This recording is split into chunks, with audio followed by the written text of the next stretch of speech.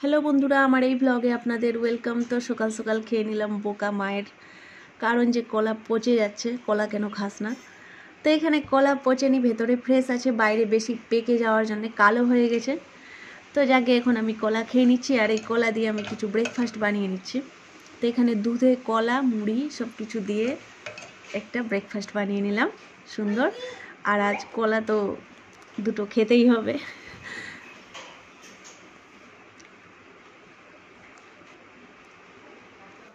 তারপর এখানে আম্মু বানিয়ে নিল মজাদার চাটনি। আমগুলোকে ছোট ছোট পিস করে রসুন আর কাঁচা লঙ্কা দিয়ে ভালোভাবে ধুয়ে মিক্সিতে বাটা হবে, পেস্ট বানানো হবে। এখানে সব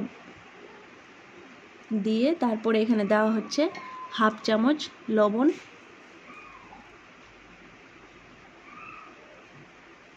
আর এক চামচের মতো চিনি। তো এখানে চিনি না দিলেও হবে, চিনি দিলে একটু খুব বেশি টক থাকলে মিষ্টি মিষ্টি লাগবে, আর ঝাল চাইলে আরও বেশি কাঁচা লঙ্কা দেওয়া যেতে পারে। তো এখানে সুন্দর পেস্ট বানিয়ে নিল। এই হয়ে গেল আমের চাটনি। আর এটা ভাতের সাথে ডাল দিয়ে এই চাটনি থাকলে আর কিছু লাগবে না, এত ভালো লাগে। আর এই তাপে খেতে খুব ভালো লাগে। আর এখানে হচ্ছে করলা ভাজা, বেগুন দিয়ে করলা ভাজা। এখানে আলু ভেজে নিচ্ছি, পেঁয়াজ লাল করে, আলু সেদ্ধ।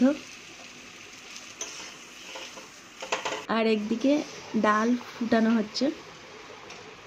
তারপর বিকেলবেলা চলে এলাম ছাদে। আমাদের বাগানে সজনা গাছে প্রচুর সজনা ধরেছে, কিন্তু সজনাগুলো এখন খুব পাতলা, আরও 2-4 দিন লাগবে, একটু মোটা হলে তখন রান্না করার মতো হয়ে যাবে। জেনিফার চলে এসছে, জেনিফার এক্সাম হয়ে গেছে শেষ, খুব খুশি আছে। তারপর আমরা এখানে কলকাতার মিষ্টি হাবের মিষ্টি খাচ্ছি, আর সবকটা মিষ্টিরই সেই টেস্ট। তো এই রইল ছোট্ট একটি ভিডিও। ভালো লাগলে লাইক করবেন প্লিজ, চ্যানেলটিকে সাবস্ক্রাইব করবেন।